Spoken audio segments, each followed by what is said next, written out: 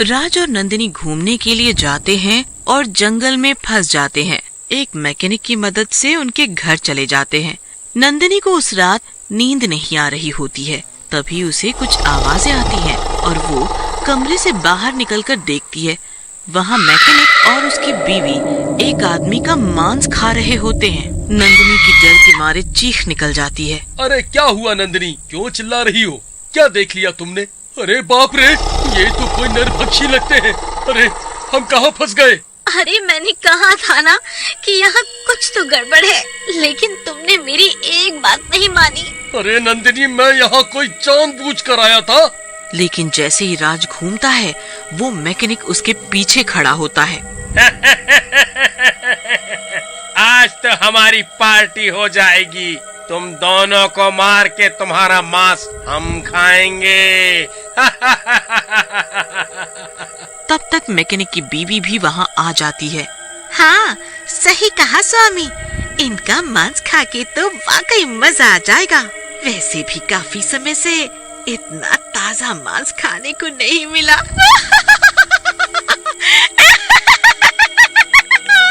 इतना बोलने के बाद वो नंदिनी की तरफ बढ़ती है, लेकिन राज मैकेनिक की बीवी को धक्का देके गिरा देता है।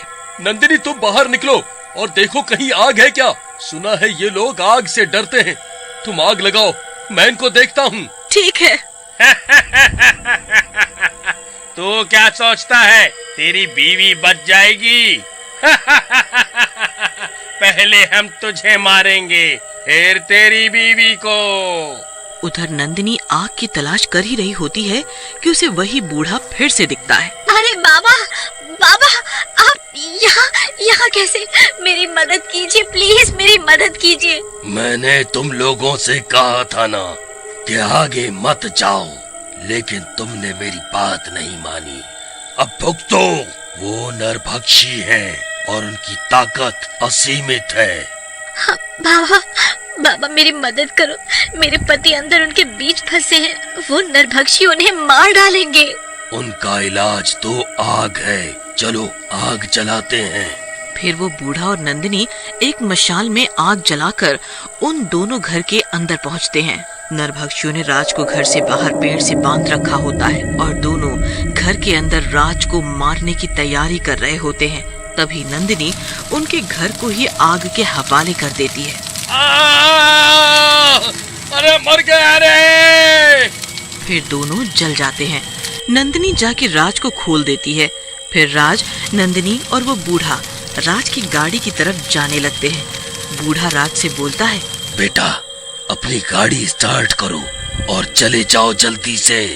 फिर राज और नंदिनी जंगल से निकल जाते हैं और थोड़ी दूर आगे जाने पर उनकी गाड़ी दोबारा झटके मारने लगती है। राज, अब क्या मुसीबत है? ये क्या हुआ? लगता है गाड़ी में पेट्रोल खत्म हो रहा है, लेकिन पता नहीं ऐसा कैसे हो गया। मैंने तो पूरा पेट्रोल टैंक फुल करवाया था। अरे राज, सामने देखो, शायद कोई होटल लगता है। हाँ है तो होटल ही, लेकिन इस जंगल में होटल, चलो चल के देखते हैं। राज और नंदिनी होटल पहुँचते हैं। होटल के अंदर एक लड़का बैठा होता है। अरे भैया, कोई कमरा खाली है क्या? मेरी गाड़ी खराब हो गई है, क्या मैकेनिक भी मिलेगा यहाँ? जी मिल जाएगा, लेकिन सुबह। अभी आप दोनों अपने कमरे में चले आओ। राज और नंदिनी अपने कमरे में आ जाते हैं। अरे राज, तुमने लड़के को गौर से देखा? वो कुछ अजीब सा लग रहा था। उसके पैर उल्टे थे। अरे नंदिनी, तुम क्या बात करती हो? मैं क्या लड़कों की टांगे देखता रहता हूँ? मुझे ऐसे शौक नहीं है। चलो सो जाते हैं, मैं काफी थक गया हूँ। फिर राज और नंदिनी सोने लगते हैं। फिर रात में उनके कमरे में फिर वही लड़का आके खड़ा हो जाता है। राज एकदम से उठता है। अरे तुम मेरे कमरे में क्या कर रहे हो? तेरा कमरा? शोर सुनकर नंदिनी भी उठ जाती है। मूर्ख, तुझे पता है तू कहाँ पर है? तुझे तेरी मौत यहाँ। अब तो तू मरेगा और साथ साथ तेरी ये बीवी भी। तभी वो लड़का भूत बन जाता है और वो बूढ़ा भी वहीं आ जाता है। अच्छा हुआ बाबा आप आ गए, ये पूरा जंगल ही भूतिया है। फिर देखते ही देखते वो बूढ़ा भी भूत बन जाता है। अरे मर गई रे, मर गई। अब हम कैसे जिंदा बचेंगे?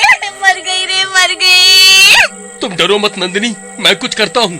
अरे डरूं कैसे नहीं, अभी तो मैंने जिंदगी में कुछ भी नहीं देखा और यहाँ भूतों की टोली पीछे पड़ी है। ऐसा कह के राज और नंदिनी उन दोनों को धक्का देकर वहाँ से भागते हैं। वो दोनों भूत भी उनका पीछा करने लगते हैं। फिर वो दोनों एक जगह छुप जाते हैं। दोनों भूत उनका पीछा करते हुए वहाँ पहुँच जाते हैं। अरे ये कमबख्त कहाँ छुप गए?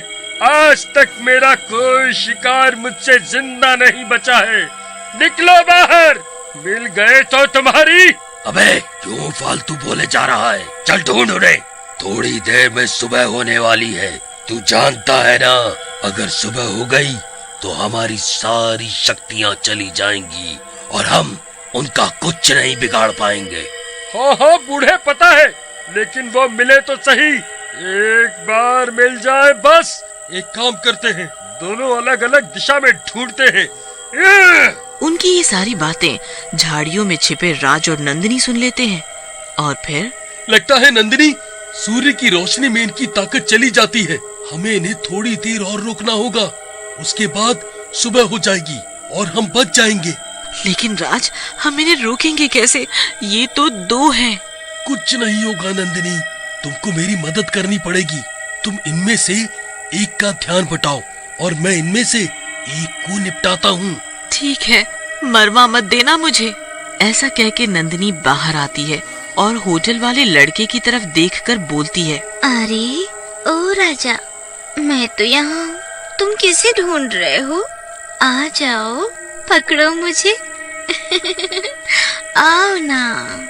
ऐसा कह के नंदिनी भागने लगती है। उधर राज दूसरे वाले बूढ़े भूत के सामने आके उसे चुनौती देता है। ए भूत महाराज, हिम्मत हो तो हमसे मुकाबला करो, तुम्हारी तो मैं चटनी बना दूंगा, वो भी बिना लहसुन के। ये सुनते ही बूढ़े भूत को गुस्सा आ जाता है और वो राज पर हमला कर देता है। राज आगे आगे भागने लगता है। अबे मर गया राज, बहादुर बनने के चक्कर में मरेगा बेटा। बीवी भी नहीं देख रही तेरी तो यहाँ। तभी वो बूढ़ा भूत राज को पकड़ के पटक देता है, जिससे राज के गले में पड़ा हुआ हनुमान जी का लॉकेट बाहर आके गिर जाता है। बूढ़ा वो लॉकेट देखकर डरने लगता है। अबे हटा इसे मेरे सामने से, मुझे कुछ नहीं दिख रहा, मैं अंधा हो रहा हूँ। हटा, नहीं तो तेरी जान ले लूंगा, कच्चा चबा जाऊंगा। लगता है इसे हनुमान जी से डर लगता है, इसे कुछ नहीं दिख रहा। इसे इस लॉकेट की मदद से बांध देता हूँ, बस कुछ देर की बात है, सूरज निकलने ही वाला है। फिर राज अपने पास कपड़े की मदद से लॉकेट उसमें डालकर उस बूढ़े भूत को बांध देता है और फिर नंदिनी को ढूंढने जाता है। लेकिन तभी नंदिनी वहाँ आ जाती है और एक जोर का तमाचा राज को मारती है। तुम मर्दों पे विश्वास करना गुनाह है। 1 मिनट में आता हूँ डार्लिंग, ये आ रहे हो 1 मिनट में, मैं मरूं और तुम दूसरी लाओ, है ना? तभी वो दूसरा भूत भी आ जाता है। ए, चुप करो, तुम दोनों मरने वाले हो, लेकिन लड़ाई नहीं बंद हो रही तुम्हारी, इसीलिए मैं